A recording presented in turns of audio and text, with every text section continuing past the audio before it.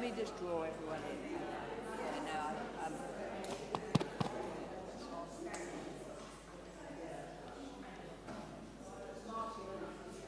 I think everyone's just gathering now.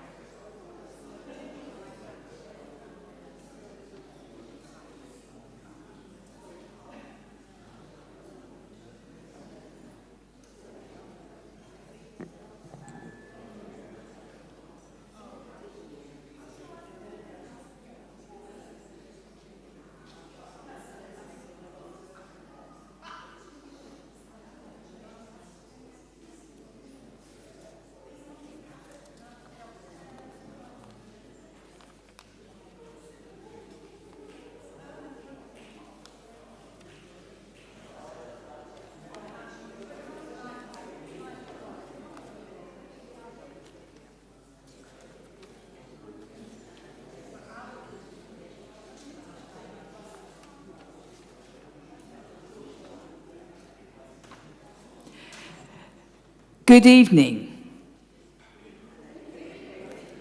I know it's warm. Are you awake? A very warm, in many ways, welcome to our June Deanery Synod. The Reverend Lot Weena Faraday is going to welcome you to this space. So she's the assistant curate here in the Oxted team. Thank you, Lot Weena. Well, good evening, everyone. It's so good to see you, and thank you for making the journey to St. John's. I just want to tell you a little bit about this space. Up here, you may recognise this type of painting. The artist is John Hayward, and there's some similar artwork at our diocesan retreat house, Witchcroft, so it's the same artist. And there's another painting on the wall there to my right-hand side by the same John Hayward, so that's worth a look while you're here this evening. As you know, our Rector Anna, she's going to be the Bishop of Ripon, licensed next week. So she would normally have been welcoming you here to this space, but she had her last service about a week ago and her leaving party yesterday. And so she goes with all of our good wishes and blessings. Just to let you know, there are 4 toilets here. We're very blessed. So, and I mean that because some of the 4 churches within our team don't have an inside toilet. 2 of them have. One has a shed outside and one has a portaloo, so we are very blessed.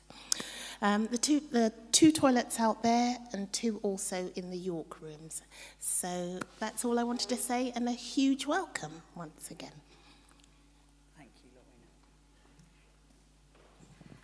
So as we gather, we're very fortunate to have a guest speaker tonight, Mervyn Thomas, and he's going to explain a little bit more of what he does in a moment. But you may be familiar with the language of the 5 marks of mission. Maybe if you've been doing your mission action plans and things, you might well have come across those things.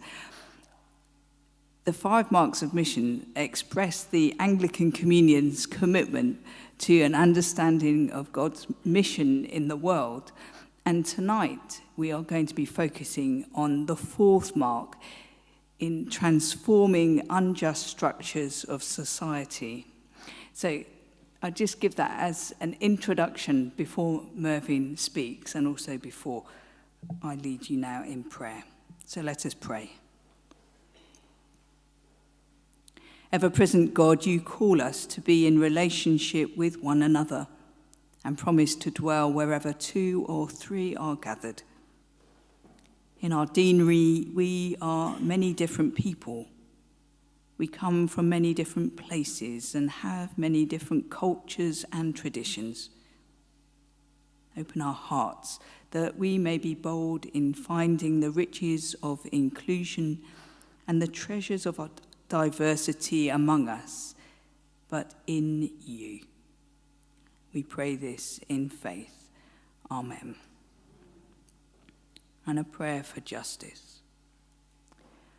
Grant us, Lord God, a vision of your world as your love would have it, a world where the weak are protected and none go hungry or poor, a world where the riches of creation are shared and everyone can enjoy them, a world where different races, cultures and religions live in harmony with mutual respect, a world where peace is built with justice and justice is guided by love. Give us the inspiration and courage to build it together through Jesus Christ our Lord. Amen. And now I'd like to invite Mervyn to come and speak. Thank you, Mervyn.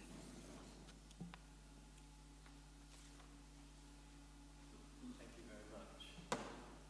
You want one of these ones? I'm okay. I do move around, but maybe have that. Okay. All right. Thank you. Thank you very much for inviting me. I was really thrilled to hear about the toilets because I'll tell you a story.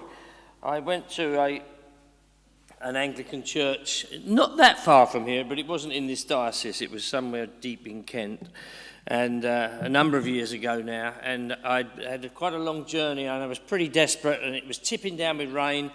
And I said to the vicar, incidentally, as I walked in the church, and please don't do this in your church, I pray you wouldn't, but as I walked in the church with a load of books and, literature, the man on the door said to me, I've not seen you before. So I said, well, I'm the speaker today. Oh, good, I'm glad I've seen you. He said, make sure we finish at 10:30. He said, if not, it wasn't 10:30, it was 11:30, but he was absolutely insistent. Some of our speakers go on for so long. So that was a great welcome. But then I said to the vicar, I'm pretty desperate. Have you got a loo here? And he said to me, I'm afraid not, he said. The nearest one, you've got two choices, he said. You can either walk into the village where there's a public toilet, and as I say, it was tipping down with rain. He said, or you can use the gravestones on the left of the church. I won't tell you which one I used, but I didn't want to walk into the village, but anyway. So I'm glad to hear that you've got plenty here. So thank you for inviting me. I think on the literature that came out, I see that I'm billed as the chairman of the UK Forum, which I am, but that's not really what I want to talk about tonight, although I will mention it because it's quite important. But I'm actually, they call me the founder-president of CSW, which, has anybody heard of CSW? Christian Solidarity Worldwide. One person, great, thank you. Well, you'll all hear about it now, but CSW is an organisation that I actually started 44 years ago. And I'll tell you a bit of the background because it's quite important that when some of you are old enough to remember 44 years ago, others of you are not, but in that time, in the late 70s, we didn't hear much about persecution of Christians except in one place, and that was in Eastern Europe, the old Soviet Union.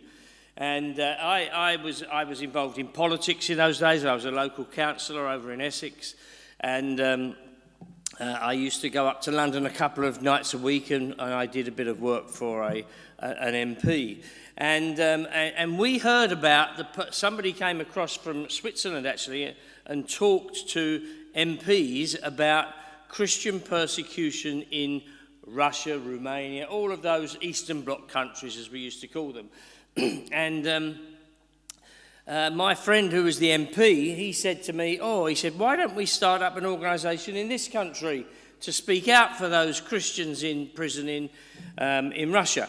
So I have to be honest and say I said yes to him, but only because he was a mate and I wanted to help him out. But I can't honestly say that at that time I had any great burden, because I actually didn't know anything about what we called the persecuted church. But I said yes, and I did feel, within a couple of weeks, I did feel that God spoke to me, actually. And I'm not one of these people that, hears God speaking to me every 5 minutes, and it's unusual. But I did feel that God spoke to me and said that this organisation was going to become a kind of, the way that it was explained to me, but which I believe from the Lord, was that it was going to become like a Christian version of Amnesty International. We didn't use the word advocacy much in those days, but that's what it was, a Christian advocacy organisation for those persecuted for their faith. And I felt the Lord say that this is going to be your life's work. I was 27 at the time, and it has been my life's work. But let me explain, because when we started, and I started it with a member of Parliament, sadly, who's no longer with us, who's died. He was a Roman Catholic. We had another member of Parliament who, unbelievably, at the time was the Grand Master of the World Orange Order. So we had a Catholic MP, we had an Ulster Unionist MP, head of the Orange Order in the world, and myself, who was a Pentecostal. So we had quite a mix. And as you can imagine, we didn't talk theology, otherwise CSW wouldn't be in existence today. But it is in existence. It is in existence because we were passionate about wanting to speak up for those unjustly treated, those Christians around the world that were unjustly treated. We didn't really know the scope of the problem, but it was very, very difficult. We had those two MPs, but it's very, very difficult to find anybody else in our Parliament that was interested in this. One man who just came into Parliament at the same time as we started this, you probably will have all heard of, because he's still in the House of Lords now, but David Alton, or Lord Alton, who's spent his life's work on Christian issues, on all kinds of. He was the chief whip of what was the Liberal Party in those days, but he resigned from the party because of their stance on abortion, and. But he went into the House of Lords, and he's on the crossbenches, and he's absolutely indefatigable champion for these issues and lots of other Christian issues. But David Alton was one, and there was one other MP that we could get interested. So we had 4 in all that were interested in this. But the other one was actually, sadly, was my dear friend David Amos, who was assassinated just a couple of years ago. And but today, I'm going to just wind forward just to give you a picture of how it's changed. Today, we have an all-party parliamentary group for freedom of religion or belief that numbers 170 members of both houses of Parliament. Not all Christians, people of different faiths, but people who are passionate about freedom of religion or belief. So that's a great. Often in the work that we do in advocacy, it's a job to show your successes. But when you look back over 40 years, you can see a huge movement. But week on week, day on day, month on month, even year on year, sometimes you don't see lots of change. But I will talk a little bit about that as we go forward. So we were speaking up for Christians. There was a lot of information coming from one or two organisations. There was a German organisation called Friedensstimme, but there was an organisation not that far from here called Keston College. Does anybody remember Keston College? Yeah. Keston College had incredible information on Christian prisoners in Eastern Europe, particularly in Russia. And we used that information to campaign in Parliament.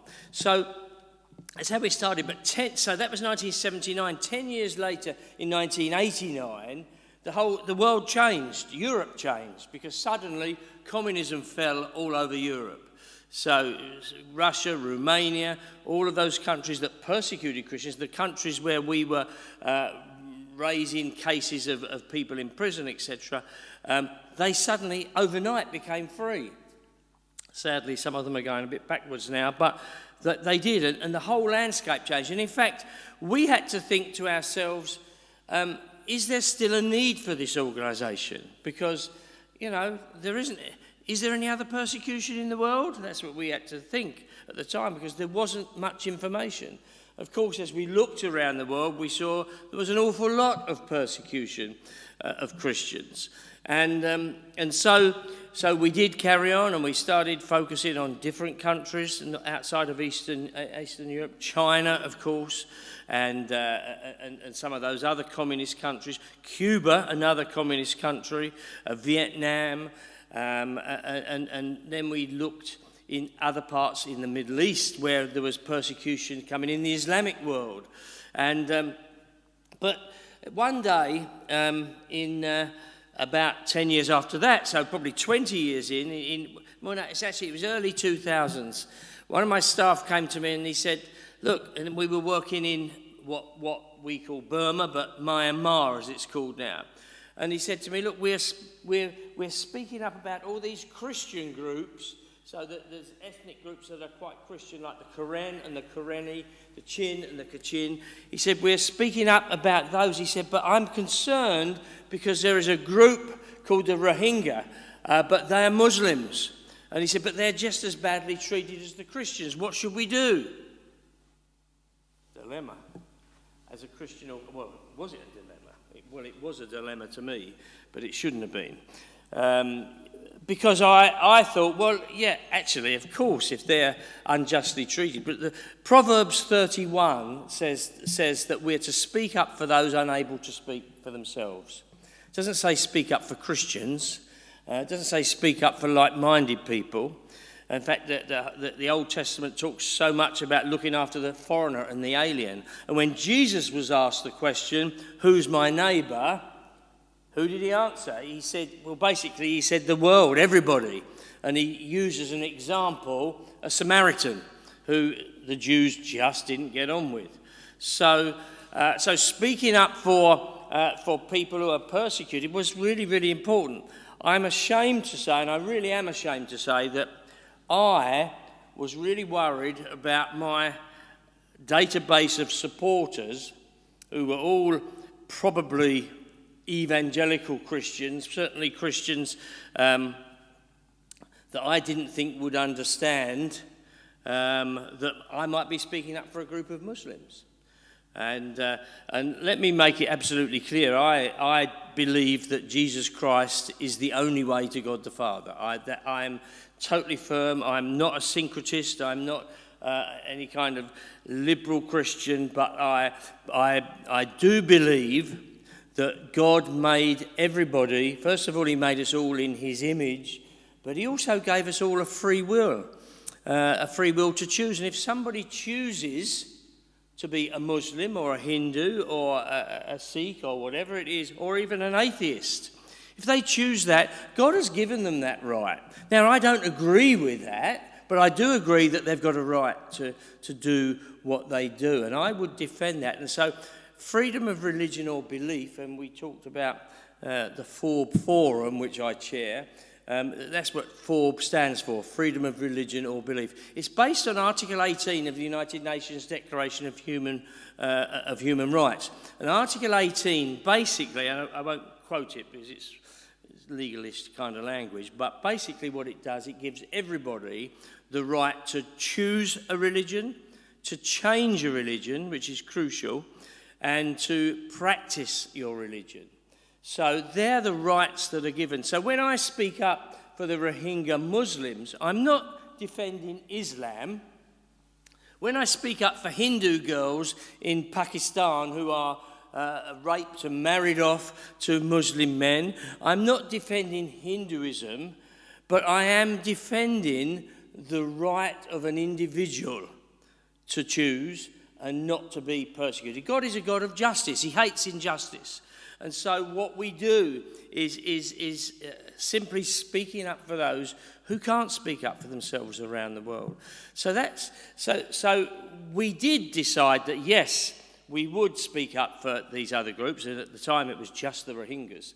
That's changed a lot since then. But I'm ashamed to say I didn't tell our supporters because I thought they wouldn't understand it.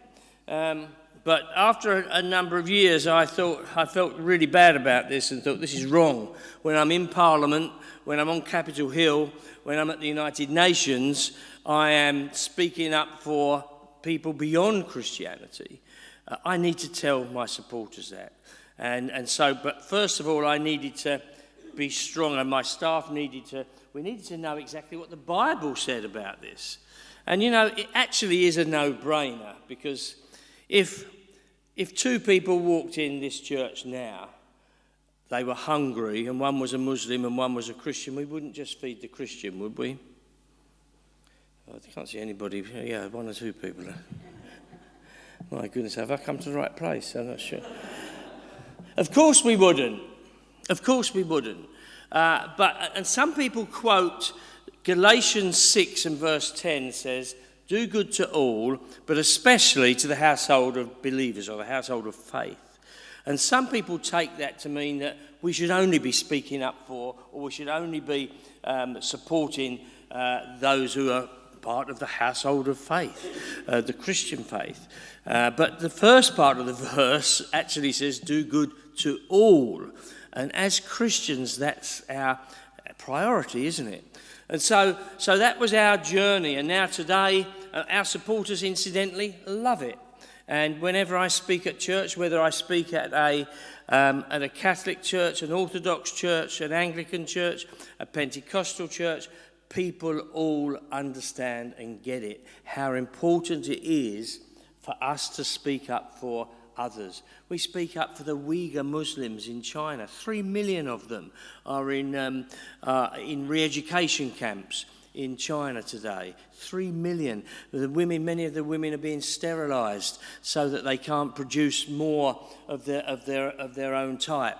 And the Yazidis in Iraq, who were annihilated on Mount Sinjar by ISIS a few years ago.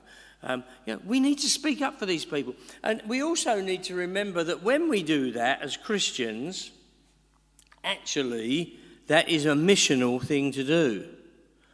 Because they say to us, well, why would you speak? Why would you speak up for? Actually, there aren't many. I'll be careful what I say. There aren't many groups from other religions that speak up for others apart from themselves. There are some, I'm very pleased to say, but not loads. But as we do that, people say, why would you speak up for us Muslims when you're Christians? Well, the answer is because actually that's what Jesus would do. He would speak up for the downtrodden, for those who are suffering. And so that's why we do what we do, and we do that. And so the places in the world today, I just looking at the time, I'm never sure how long I've got because I never looked what time I started. But anyway, 84% of the world's population today, 84%, listen to that, live in countries with high or very high restrictions on religious freedom. Can you believe that? 84% of the world's population live in countries with high or very high restrictions on religious freedom. And before you ask me, no, there isn't persecution in this country. I get asked that question wherever I go, what about the persecution in Britain? There isn't any persecution in Britain. Yes, there is discrimination in places. There are unjust things happening, but the persecution is a very strong word, and there's a legal definition for persecution. We're not persecuted in this country. Doesn't mean to say that the discrimination and misinformation that goes out about Christianity in this country couldn't lead one day to persecution, but it's not where we are now. But 84% of the world. Now, that's not, when I say 84% of the world's population, that is not, that's not just Christians, okay? So that's people of all faiths, like Yazidis, like the Uyghur Muslims, like others. Probably the majority, well, yes, almost certainly, nobody knows the exact figures, but probably 70% of persecution against people of faith is against Christians. And in fact, A few years ago, some of you might remember or might know that the Bishop of Truro was asked to write a report for Jeremy Hunt then, who was Foreign Secretary. Jeremy asked Bishop of Truro, Philip Mount Stephen, to do a review of persecution of Christians, just specifically Christians around the world, and what the Britain's response to that was. Because Jeremy felt that we were not, that the British government, that the Foreign Office was not speaking up enough for Christians, was speaking up for others that were persecuted, but not for Christians. But anyway, that's why he called for the review. But I remember when Bishop Philip started the review, he called me, and he said, could I help him? And but I remember saying to him, you've got to do what the Foreign Secretary says. You've got to look at the persecution of Christians, but your recommendations have to be through the eyes of freedom of religion or belief for all. That's the way to help Christians, of course, when we speak up for everybody. And so Philip did, and the report was published. I can't remember the year now, 2019, I think. And yes, it was, because it had its 3-year review last year. 22 recommendations he made, and all 22 of those recommendations were accepted by the then government. That was, I read so many prime ministers, haven't we? That must have been Theresa May's government, and then Boris's government adopted those 22 recommendations too, and Rishi's government has too. And part of those recommendations is that we have a special envoy in the UK, special envoy for freedom of religion or belief. That special envoy is a lady called Fiona Bruce, not the journalist Fiona Bruce that you see on the television, but Fiona Bruce MP. She's the MP for Congleton, and she's the Prime Minister's special envoy, and she's doing an amazing job. There are, if I sort of go back to that 3 MPs or 4 MPs at the beginning that were interested, I told you there's now 170 MPs on the all-party parliamentary group. We've also got a whole series around the world. There is more political awareness of lack of religious freedom around the world than there's ever been. More political awareness. In America, it's a huge. They had the first ambassador at large for religious freedom. They've got a whole US Commission on International Religious Freedom, a huge department in the State Department for International Religious Freedom. We're not quite as big as that. We've got about 3 people on religion, but it is a subject, and we have got an envoy. But on top of that, we've got this Forb Forum, which I chair. That is that's basically 90 civil society organisations like CSW.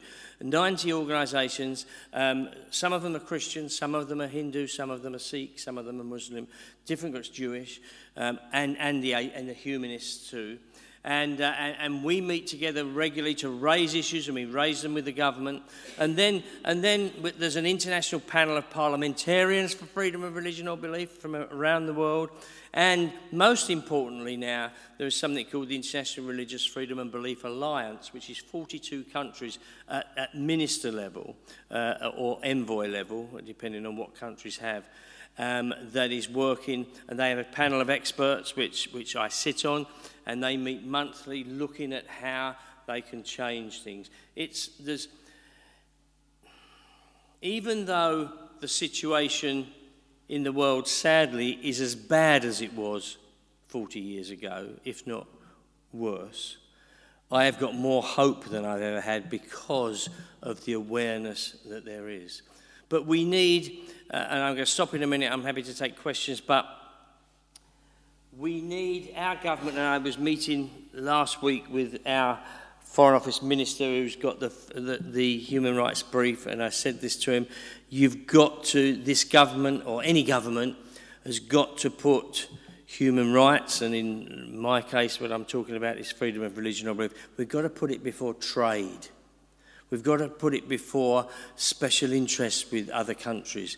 Because do you know the worst country in the world for societal violence against religious minorities. In other words, attacks on churches or on mosques. Any idea what country is the worst country in the world? No. No. Nigeria wouldn't be far away. No. It's India. India. And we don't say much about it because we just want to do trade with them. We don't say much about what's going on in China, although it's beginning to happen, but it didn't. And we have to put those things first. When I remember, I remember when we were trying to get United Nations status at the UN, our organisation CSW, I went to New York and I went round all of the, so the committee that decides whether you get status is made up of all the countries that abuse human rights. And it's crazy. But anyway, I went round the different countries' ambassadors to talk to them about whether they could, whether they would support our application. And the first country I went to was China. And I spent an hour with the Chinese ambassador screaming at me, and I really mean that.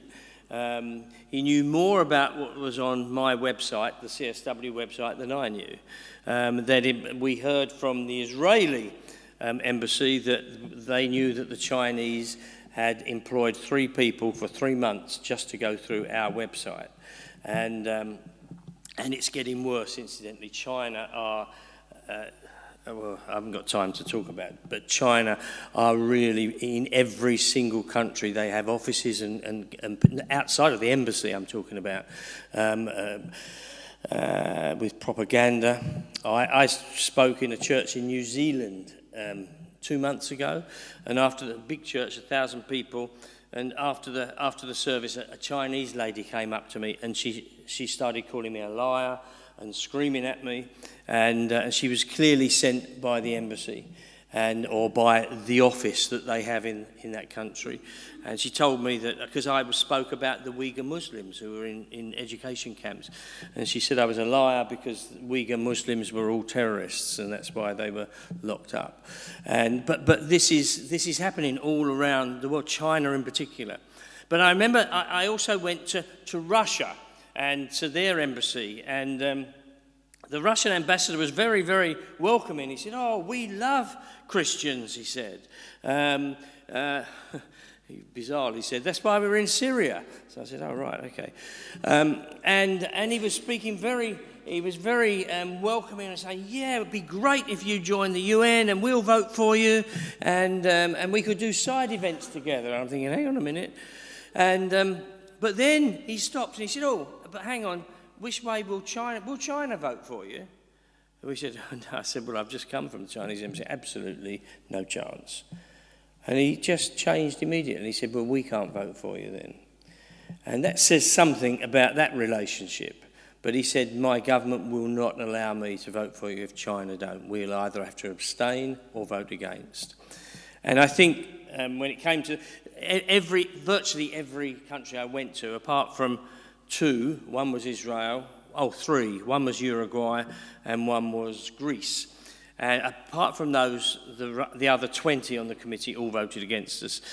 And most of them had said to us that they were frightened of China because of the trade that they did with China. So very, very important that we speak up about these things. And anyway, I'm rambling now. What can we do about it? I just want to say, because you all come from different churches, and you know, when I speak at churches and talk about these things, and I usually tell more stories, that I'm telling more about structure stuff tonight, but you know, in Nigeria, you mentioned Nigeria, it's horrendous what's happening in Nigeria. There's a young girl called Leah Sharibu. Leah was one of 110 schoolgirls that were taken by Boko Haram 5 years ago now, when she was 14 years old, and her and her classmates were taken. The government negotiated their release. Leah was the only Christian. The other girls in the school were Muslims, and they let everybody go except her. And they said to her, "You can go too, but you need to convert to Islam first." 14 years old. And this girl said, I will never convert to Islam. I'm a Christian and I follow Jesus. She was 14 and she's still in that camp held by Boko Haram.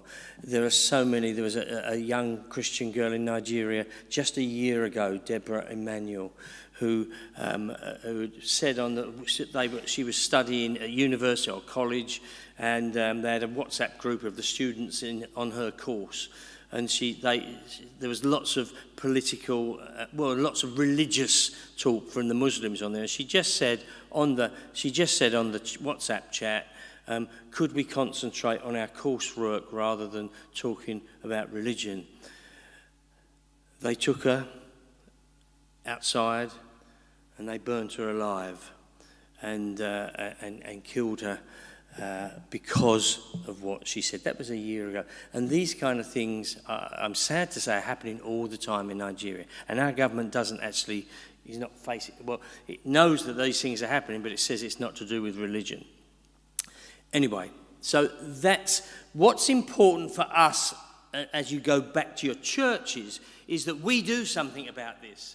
Okay, I've told you about the Forbes Forum and about the Prime Minister's Special Envoy and about the International Religious Freedom and Belief Alliance. All of these things are great, but we need people to be speaking up. We need people in your churches. We need Christians to say, hang on, enough is enough. Whether it's because a Christian's persecuted or a Jew or a Hindu or an atheist. Atheists are beheaded, in Bangladesh. And so we need to do something about it. And so there's the three things we can do, or four things actually. We can pray, and I've brought some leaflets which I shall leave at the back. I've not left that many, so you won't be left with many because I'm going to go after this. But please take them. You can pray, really, really important. Protest. And please go onto our website, because we constantly are running campaigns where you can write to your Member of Parliament. And it's really, really important. When I speak, and I speak to Members of Parliament every day, I've just come from Westminster today, and when we speak to those Members of Parliament, if they've had a number of letters from their constituents, they will act on it, okay? It only needs half a dozen, actually. But they will act on it. So it's really important that we protest. So we pray, we protest, we can provide. And one of the ways we can provide, and it's not about money, although money is important, one of the ways we can provide is by getting people to write letters and cards of encouragement to people in prison. One of the leaflets I've got at the back there is called Connect and Encourage. And basically it's an address book where you can write to people just a word of encouragement, maybe a Bible verse. If it's somebody of another faith, it'll say so in there that wouldn't be appropriate, perhaps. But so pray, protest, provide, and the fourth thing is proclaim, tell other people what's going on in the world, because it is horrific. And I mentioned India is the worst place for societal violence. Every day of the year we get reports, and incidentally, CSW, my organisation, we will not publish anything until we get 3 separate sources. So we know that what we publish is accurate. But so tell other people.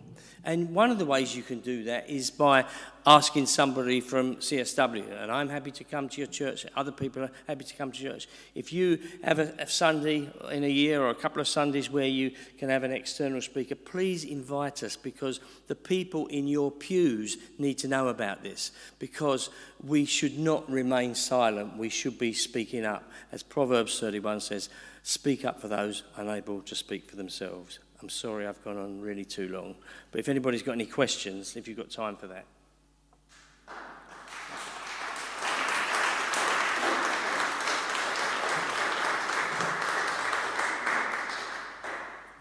Thank you. Thank you so much, Mervyn.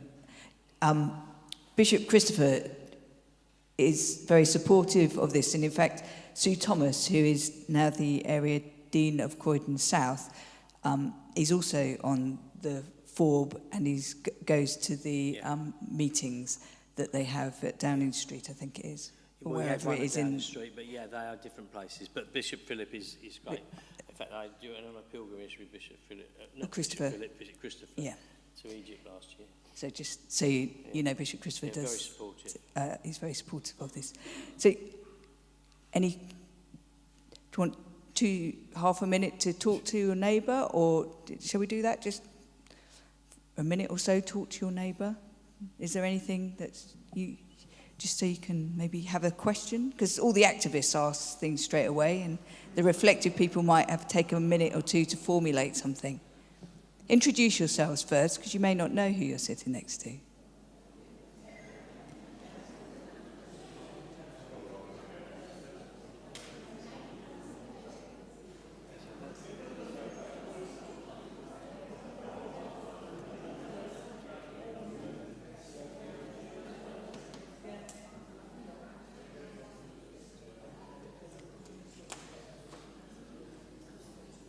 Okay, are there any questions for Mervyn? Do you want to raise your hand?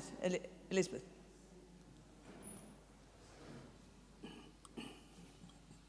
I fully appreciate what you do, but I don't quite understand. Who do you complain to, and does it have any effect? Say you complain to India, why should they take any notice? Absolutely, great question. Well, of course, we don't necessarily complain. Let's take India. We don't necessarily complain to India, but our government can do. And in fact, I had a meeting specifically on India with Boris Johnson when he was Prime Minister, and it wasn't a party, but it was during COVID, and we did sit fairly close. But anyway, we won't go into that. But he was particular, and he said to me, I need to raise these issues with Prime Minister Modi in India. And Modi was coming over here, but he didn't come because of COVID. Whether he would have done or not, I don't know, but he opened up. Boris said, I want you to send information regularly to Number 10 about these issues. And please, I'm not an apologist for Boris, and I've at all, but actually he was very good when he was Foreign Secretary on these issues, and yeah, very good.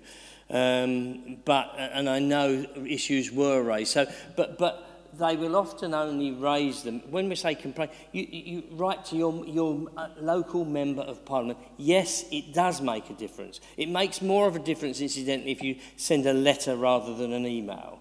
I've seen MPs' email boxes are, they get 1,000 before 10 o'clock in the morning, and so they often don't see them. But letters do make more of a difference. And we, on our website, we can give you templates for you to write those.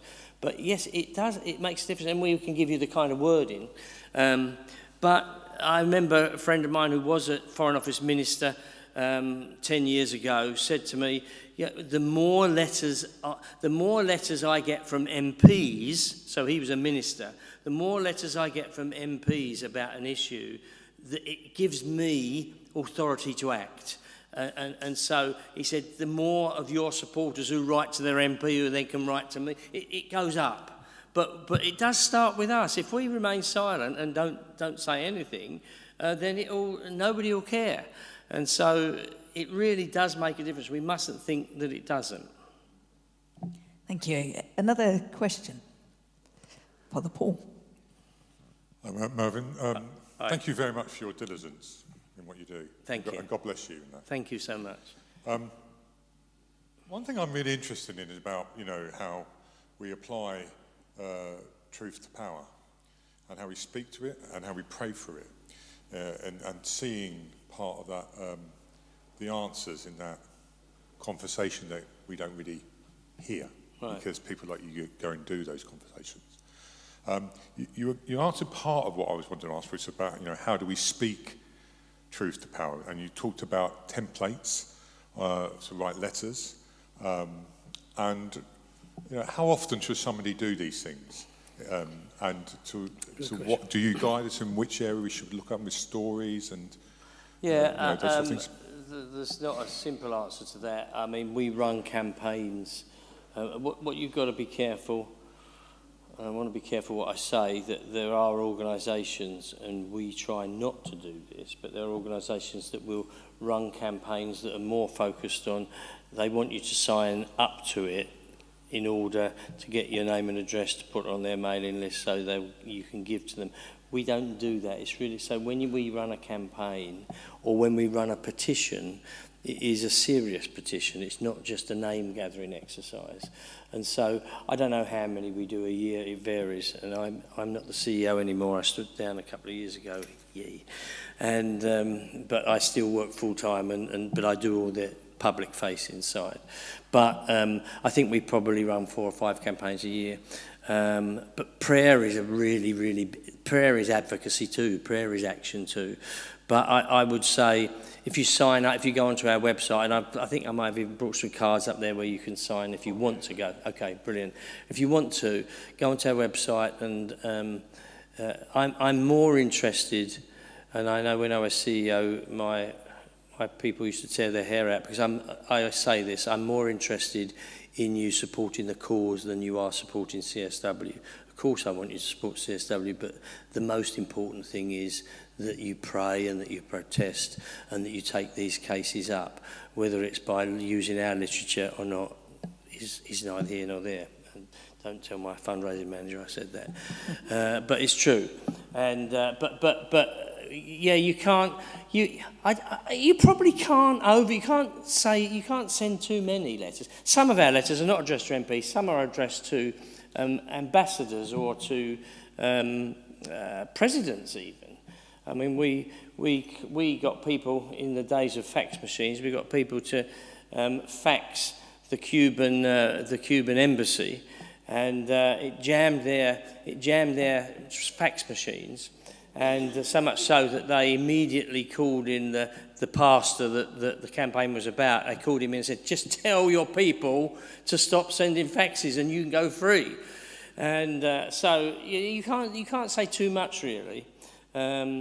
And we want more and more voices in Parliament. It's not just Parliament at Capitol Hill, in Europe, wherever. We've got an office in the EU. But it is a bottom-up thing. We're being the voice, but you're feeding us. Even though we're giving you the information, it's a whole team operation. But you know, how can we remain silent? I asked the question. If we remain silent in the face of these things, I think it was Martin Luther King said something like that, you know, we're complicit in what's happening if we know about it and say nothing.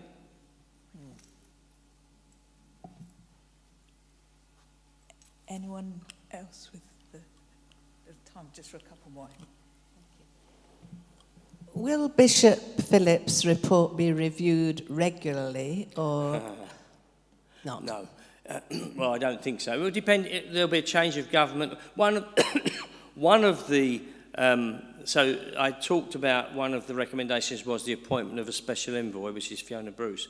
But they've not implemented the report. They're partially. It means a whole change of culture for our government and for the Foreign Office. And the Foreign Office are pretty anti-religion, actually. And there needs to be a lot of education in that area. But one of the things is, it doesn't just say appoint an envoy, it says appoint the post of Prime Minister's Special Envoy in perpetuity, which means that another government coming in can't change that without changing the law. So, excuse me, we've got to get it put in law, and we haven't yet. That's what I was talking to the minister about last week. It's really, really important that we do. But, so, I don't know, when a future government, and we'll probably have a Labour government in a few years, they could, and although I had a meeting with David Lammy, who's the Shadow Foreign Secretary, 2 weeks ago, and he assures me that he would put it in, but he says, but most Labour politicians don't get this. They see it as a right-wing issue, and it really is not. It's totally bipartisan. So yeah, it's... I forget the question now. I've rambled. What did you... The report. Yeah, the report. So it was... one of the recommendations was that the report was reviewed after 3 years, and that was done last year. And it wasn't a whitewash. We thought, because the Foreign Office... It kind of was an independent review, and it kind of wasn't. The Foreign Office always like to keep their grubby hands on it. And but it was a fair review, and basically it concluded, and Liz Truss was the Foreign Secretary at the time. Basically, it concluded that that it was partially implemented, but it was still a work in progress. But it was reviewed because one of the recommendations was that it was reviewed in 3 years. But I don't think there is.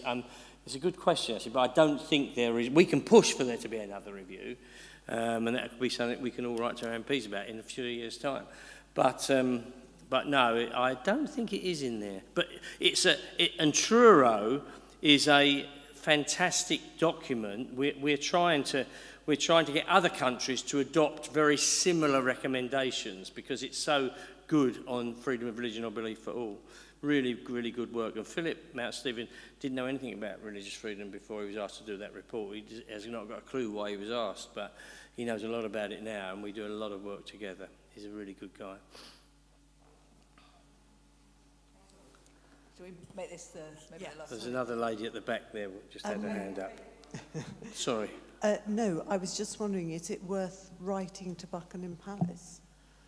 Well, King Charles has been very supportive, and the Queen always was, but King Charles has been particularly, because, you know, he's got this defender of faiths, although he's sort of he's amending that now. But anyway, no, he's been quite good in this space, and every Christmas he's had either a service or a reception or something focusing on Christian persecution in the Middle East.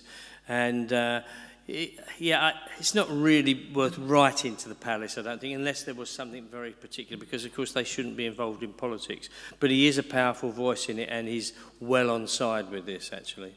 Thank you. Lady at the pillar there.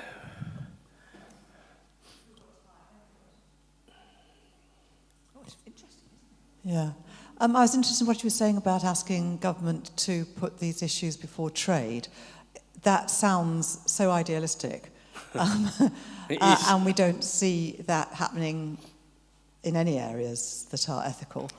But do you have a particular way in which you could suggest that we might push for that? Because obviously one can write about particular instances and particular people and particular points of persecution, but that kind of shift in the system where something like this might mean that somebody didn't get invited here, or might mean that we didn't broker a trade deal, seems, I mean, to me it just seemed pie in the sky, but it seemed absolutely right. Do you have a particular area through which you work on that?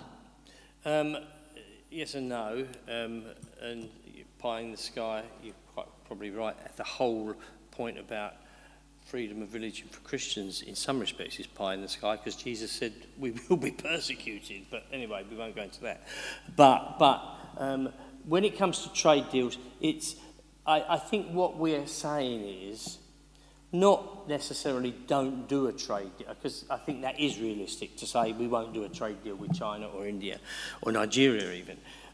But what we can say is we want these issues raised during the trade talks, and there is a tremendous opportunity. And I do remember actually, and this was not side of Boris, but when he first became Foreign Secretary, I raised this issue with him and said, you know, you've got all these, we're just doing Brexit, and we've got a whole raft of trade deals. Make sure.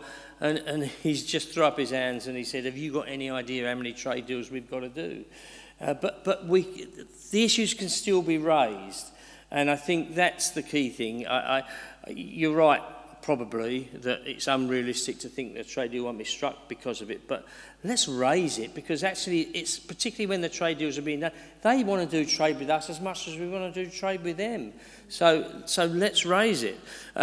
Whether it's a particular way of doing it, I mean it just needs to be on the table, and also on the table needs to be sometimes when we call out. And I had this last week when I spoke with the Minister, the Human Rights Minister, Lord Ahmed, that is sometimes I recognise that the government might say, might raise issues. There's a huge issue in India at the moment in a place called Manipur, where 300 churches, possibly 500 churches, have been destroyed in the last month.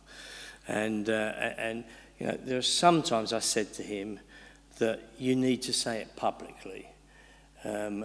We recognise that there are other times when you don't say it publicly, but the government, and not just this government, it's the Foreign Office full stop, you know, it's the diplomats, they like to say, well, we raised it in private. And they won't say even in public that they've raised it in private, but they'll say to us they've raised it in private. And you don't know whether they have or whether they haven't. But sometimes they need to raise it in public, in my view. But also, we recognise that the role of an organisation like CSW is we shout it from the housetops, and actually that gives them the permission to raise it privately. So there's a lot of sort of teamwork in all this, provided we're all going in the same direction. Anyway, I've taken up all of your night. I'm so sorry. No, thank you so much, Mervyn. Thank you for having me. You've really shone a light on things that we probably weren't aware of. So thank you very much. Well, please, I'd love to come to your churches, or some of them. Yeah. Lovely. We do really appreciate you coming this evening. Thank you.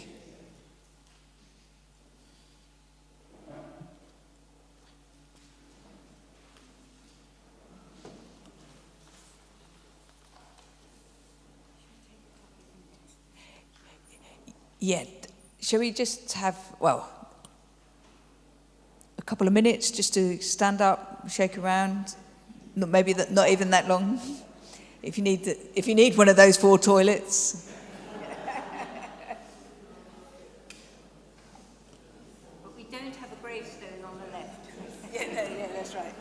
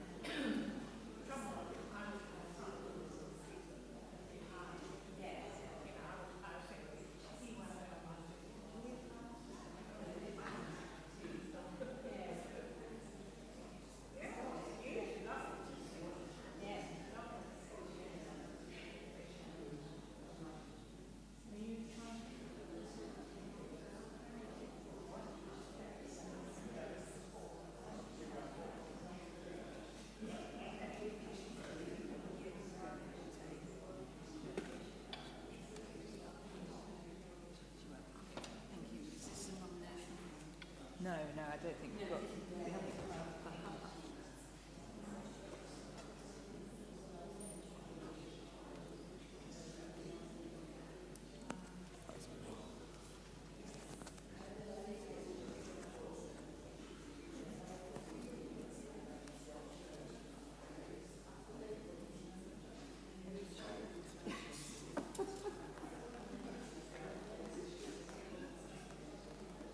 Great. I think that's about 2 minutes.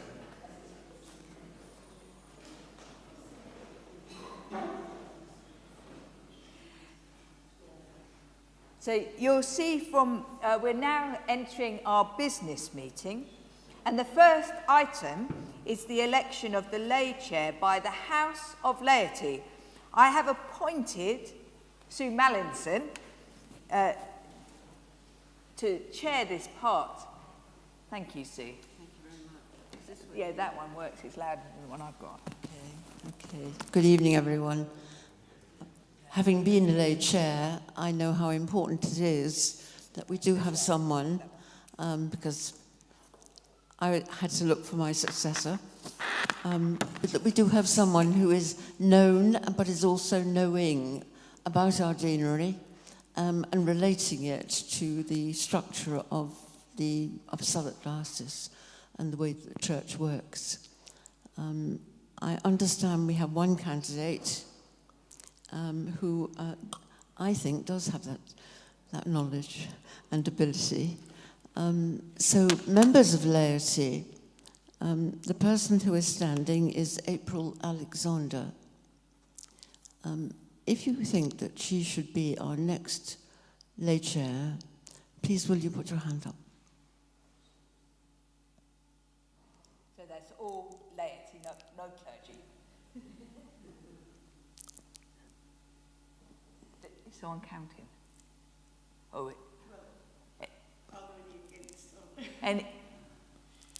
any abstentions? Any against? No. Unanimously voted. Sorry, April. Oh, congratulations, that's right.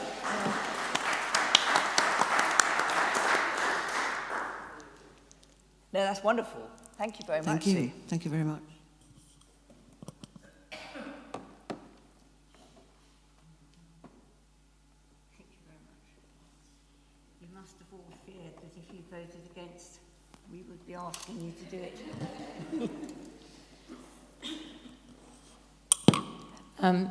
Thank you very much indeed. So now, it's a bit strange actually. Now it comes to a point where we welcome new members, and logic would have suggested that we would do that right at the beginning of the meeting, and you must have thought it was a little bit strange, new people, that we didn't do that. You will find that Deanery Synod meetings are very clearly in two bits, and one is having a talk and a discussion, and the other is the business meeting, and we really don't like to ask our speakers to sit through a business meeting, which couldn't be of great interest to them, so that's why we always ask them to speak first. But we really do welcome you, especially new members, to the Synod today, and I wondered if we could just ask who you are. First of all, we have the Reverend Ellen Goldsmith. Is she here? Do you mind standing up so everybody can see you? The Reverend Ellen Goldsmith is from Tatsfield, so thank you very much indeed for being here. Right, okay. Not able to be selected as a member. No. So I'm going to report back to some areas. Excellent. Thank you very much. And the other clergy member is somebody I've come across already, the Reverend Paul Fitzpatrick, who is the new priest in charge in Bletchingley and Nutfield.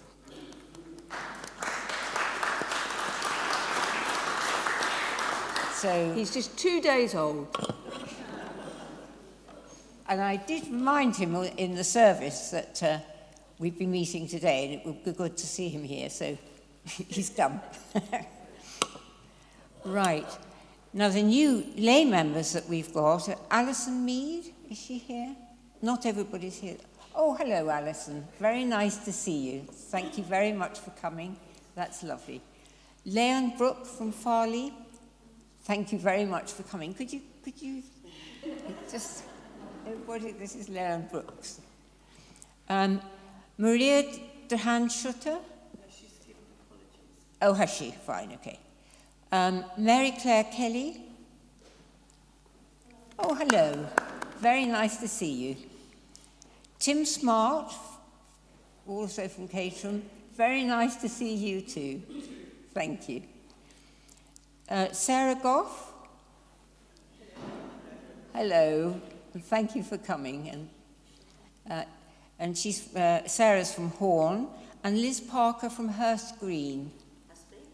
Good, thank you very much for coming, and it's lovely to see you. Maggie Smith, there's a name to conjure with, from St John's. Apologies. Oh, is it? Right, okay. Edward Kite from Oxted. He's not here, right, okay. Arthur David Browse from Felbridge. Did he? Oh, all right, thank you for that. And Grant Piner from Felbridge. Hello. This is Grant, and thank you very much for coming. Thank you. Brenda Wilmington. Hello, Brenda. Lovely to see you. Kim Wilkins, Chelsham. Thank you for coming. It's lovely to see you. Ray Tamosebi from Chaldon. Oh, right. Lucky her. Michael Jacobs from Chaldon. Oh! You know how to live, don't you, in Chaldon? Well, thank you very much, all of you, for coming. And I thought I'd say a little... I think there might be another person. Oh! Anyway, whether or not, it doesn't matter. Welcome to you. Big welcome to you, and thank you for coming. Yes, from Burston. Lovely. Okay. I just wanted to say a little bit about what we do and even what we're for. We meet 3 times a year, but I'm a firm believer that really there are 2 or 3 functions of General Synod. I think the first one is... Deanery Synod. Deanery Synod. You can elevate us, but we haven't got that much power. Deanery Synod. And the first one is it's, for many people, the first time that they really come across the fact that actually in our parishes we're part of a much wider world.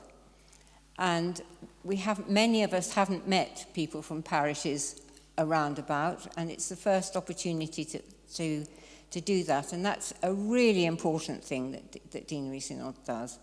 But building on that, there really is room for us to work much more than we do, one parish with another in the deanery. And in the coming year, we're going to make it quite a big effort to have speakers, have discussions, think in groups about how we might approach whatever the issue is, and then follow it up, the following Deanery Synod, to see where we've got to, what we've learned, how we can do better. And so that is what we're very much about. And in fact, you will have noticed for new people, you will have noticed in your papers, you had a really excellent summary from our secretary, Janet Harmon, about what was discussed in the last meeting. It was a very important issue about children and the difficulties that many children now are in, and we had something of a discussion of how in our parishes we might be able to build on that.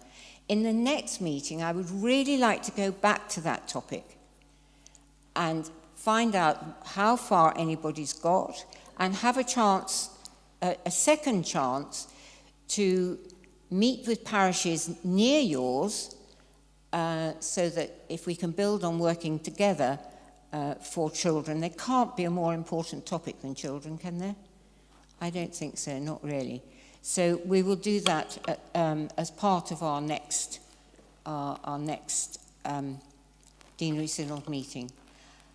I'd like to remind you that there is an Archdeaconry Lay Conference, 2nd of March 2024, and that's where this deanery meets the Reigate Deanery and the Sutton Deanery, who all belong to the Reigate Archdeaconry, which is headed up by our Archdeacon. Now, we've been working on that for the last well over a year now, actually, and we've got a keynote speaker who is Elaine Storkey, who led fair trade for many, many years, and is a well-known speaker, and we're very lucky to have her. And the day that people who've been to this conference before will know that the second part of the day we get into small groups, into something, discussing something of interest to individuals in the morning, and then we repeat those groups in the afternoon, so everybody has a chance to do two groups. And it's a very successful conference usually, and well, always, all the ones I've been to have been very successful. We have lunch, and it's at St. Bede's School in Red Hill. So, there we are. That's what I wanted to say to you by way of welcome to the Synod and what we will be doing. So, if you've got members of the Synod who are not here today, can you give them a nudge for next time? So that we have a full house. That would be really good. We have to appoint the secretary. Currently, our secretary is Janet Harmon. There's a real disincentive for not agreeing to that, because you'd have as much writing as she does now. So I propose to both clergy and lay that Janet should continue as our secretary. Yes. And we thank her very much for what she does. Now, is there anybody who is not happy with that? I doubt it. I can see that. No. Thank you so much. Thank you very much.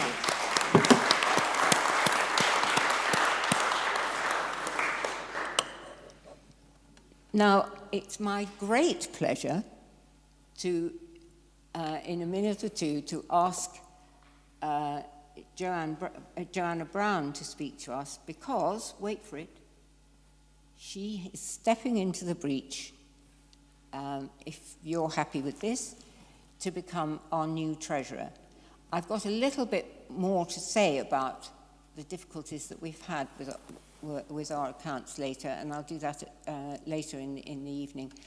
But could I ask Joanna just to say to you a little bit about herself, because we're going to have to elect her, and I think we ought to know a little bit. Thank you. Do you want to? Do you want this? Well, let's just magnify it a little, just a little. Thank you. Hello. So a little bit about me. I was church treasurer for about 10 or so years until I could find somebody else to do it. We have a lovely group of friends of the church in Lingfield, and I'm the treasurer there. And I've worked in the NHS for 30 odd years, always on finance. So that's me. Thank you very much. Well, we are very grateful for that.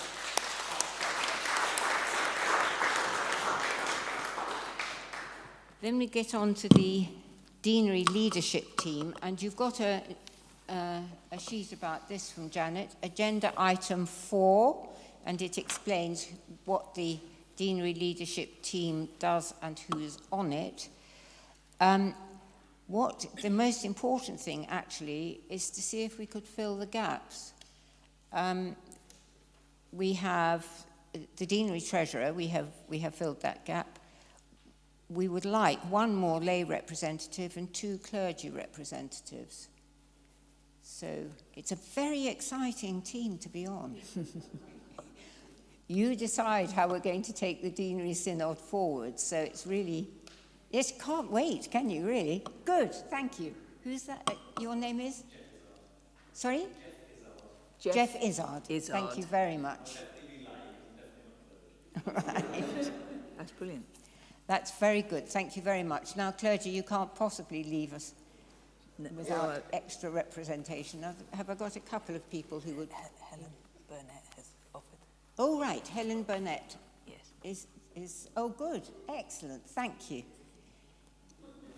Anybody? Helen Burnett. Burnett from Chaldon. Yes, Yes, yes, that's one. Have we got another one?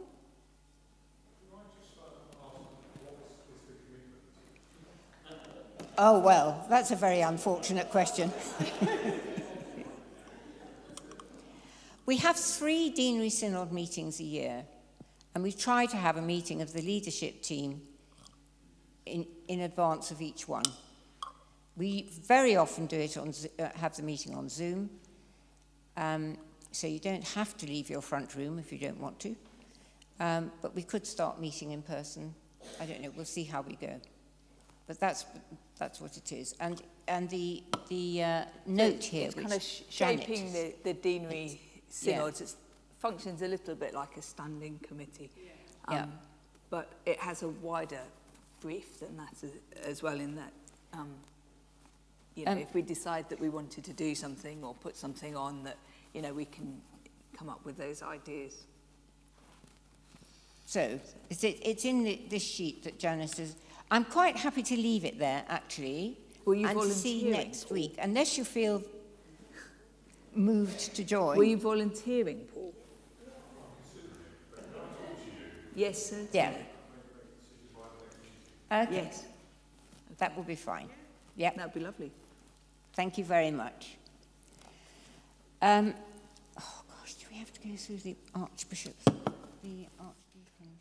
Yes, well... I had no idea before I became lay chair how many of these committees there were. The Archdeaconry Mission and Pastoral Committee is very much a legal and statutory requirement, and its main purpose is to consider any reorganisation that is going to take place in the Archdeaconry, not just in this deanery. And it's a mixture of clergy and lay people, and the Archdeacon will put a proposal to us with information about how the parishes in question view what the proposal is. And it meets when it needs to, doesn't it? That's really when there's a... Yeah. Twice a year often, but if we don't need to meet, then the Archdeacon doesn't meet. So, how many do we need for this? 2. 2. One clergy, one lay? Yes. Yeah. Any offers? What it means is that parishes aren't shunted about and you don't know about it. You know about everything that goes on. That's quite attractive. Thank you. Who is that? Sorry? Sue Fairclough. Thank you very much indeed. Do I have clergy person? Right, well, we'll have to come back to that next meeting then. Yes, so we have the current members can carry on if they're still on the Deanery Synod. We also automatically have on the lay chair and the area dean. Yeah. We can have them as elected members if they want voting rights, which makes sense. Yes. So we're saying we should vote for them. And we're allowed in total 4 clergy, 4 lay people. Of the clergy who were on previously, Nigel Hinton and Annie Kirk said they wish to stand again. Yes. But there's still one more. One more. And I don't know about the laity because they're currently Kay Hammond and Sue Allison, but they didn't reply saying they I see. So can we... And we've got one just new one anyway. Yes. Sue Mallinson, would you like to continue? Yes. Thank you very much. And that'll be Kay very good. Hammond, we don't know about. We don't know. So I don't think we can say she can be on until we need to. So I emailed everyone and the 2 clergy replied and didn't. Right, okay. Oh, not to there worry. you go. Which is unusual, is it not? You can only speak by experience, Janet. Right. So that's those bits done. So is everyone happy that myself, Nigel Hinton, Annie Kirk, that's the clergy members. April Alexander, Sue Mellerton, Sue Fairclough. Yeah. And we need you to confirm that so that Michelle and I can be voting members. Well, no, all these people can be voted now, as on. They can. Yeah. Yes. Oh, yes, they can be. But that's right. But we haven't. But we can have 4 of each as well. We were one short, one clergy and one layperson short before, so But we might be 2 lay short, with Kay not being replied. So there potentially is another lay position if any other lay person would like to be on this committee. Oh, there is a hand. Thank you. What's your name? Oh, good. Jennifer Ide. Good. Yeah, thank you very much. So, are you content that these people aforementioned are now part of the Reigate Archdeaconry Mission and Pastoral Committee? Voting members. Yes. Mm. Yes. Yeah. Okay. As voting members. Yeah. Thank you very much. So it's not always, especially if this is your first meeting, it's not always like this. Won't be like this again, promise. It won't be like this for 3 years, okay? Can I just say that leading up to the understanding the rules on the Archdeaconry Mission and Pastoral Committee, I've had a huge amount of email correspondence and trying to make Janet sense. is now going on to mastermind about the rules. It's going to be a specialist subject. No, I don't enjoy it. Right. Apologies for absence. We've had 1 or 2, haven't we? I've got Ian, yes. Ian Yeah. Whitley as well. Yes. Yeah. Okay. Ian Whitley, Right. the Reverend Ian. Now, the minutes of the meeting on the in February, we've got very detailed minutes with which I was absolutely delighted, actually, because I wasn't at the meeting that day. But I think if there's anything anybody would like to raise now, that would be great. But otherwise, we will come back to that meeting in the next meeting that we have and carry on the work of that. Now, the annual accounts. I wrote down something to say about the annual accounts because I just wanted to make sure that I had got it right. What I have to explain is that the previous treasurer resigned for personal reasons really some time ago. And on account of those reasons, it's been very difficult to chase up the missing accounts for 21 and 22, which we have now done. We have made soundings, and we have now appointed a new treasurer, which is absolutely wonderful. But this meeting is the meeting to present the accounts for 22-23 as well. So we are 2 sets of accounts behind. I personally think it's extremely upsetting in any organisation to have an apparent or real lack of transparency. And I can only say that this has been on my agenda for over a year now, really chasing it up hard, and it has been very tough going. On the other hand, it is a serious amount of money, but the amount of money, as you will have seen if you've looked at previous accounts, is actually quite small. So I have to tell you that you don't need to lose sleep at night over it. And now we have a treasurer, we can get the past 2 sets of accounts into shape, and you will see them at the next meeting. But we have to apologise for that. We have been working hard and doing our best, and it is a very uncomfortable situation to be in, and I am sorry about it. I don't know if there's anything else anybody wants to ask. I mean, the issues around it are confidential, obviously, because of the position of the last treasurer. What about remarks would you like? Oh, I have got a few. Good. Just a few. Just a few remarks as Area Dean.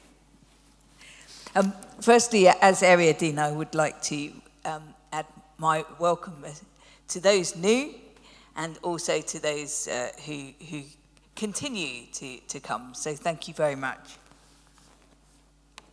I'm sure you'd like to join me. No, I just don't think everybody will know, but the team rector of Oxted, the Reverend Canon Anna Eltringham, who was the rector who is here, has been appointed as Bishop of Ripon, and her consecration is next week. So yeah, of course we can. Yeah, it's very exciting news, isn't it? Yeah.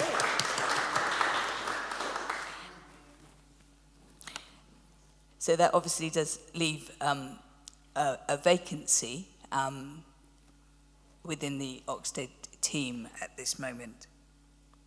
There are some other vacancies within the deanery. I thought I'd just like to brief you about that. So there is a vacancy for a team vicar position at Tatsfield, and also there's a soon to be a team vicar position vacant in the Wallingham team as well. The vacancy at St John's in Caterham, I'm very pleased to say, has been filled. There has been an appointment there. The Reverend Jamie Summers has been appointed there, and we've heard this week that her licensing and induction will be on the Monday the 25th, I think that's correct, of September. So if you'd like to go, then please put that date in your diary. It will be in the evening.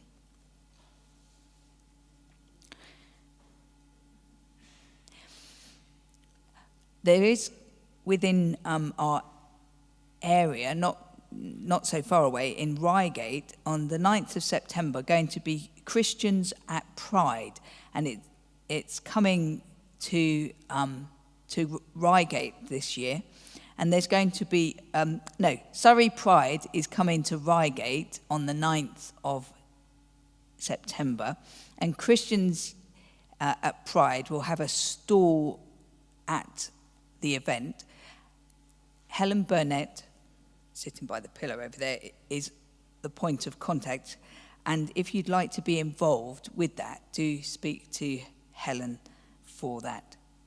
I think that's all the notices and remarks I would like to make. Right, thank you. Our next meeting is Saturday the 4th of November at 9:30. This is a big experiment, but in November it seemed a good idea to try it then, and evening meetings can be pretty dark.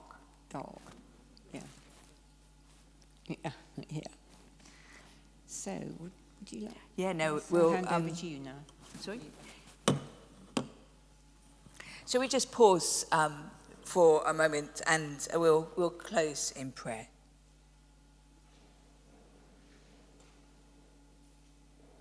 So as we end our meeting, let's give thanks for those who've volunteered for different roles. So we give thanks for this unique deanery within Southwark Diocese, for each place of worship that we have in our hearts and that we bring to this place. We thank God for Mervyn and all that he has shared with us this evening. We thank God for him and for the work of CSW and the work that he does with the government. We ask that, oh God, that you would continue to stir our hearts, make us restless in those areas where your justice needs to be seen and made known.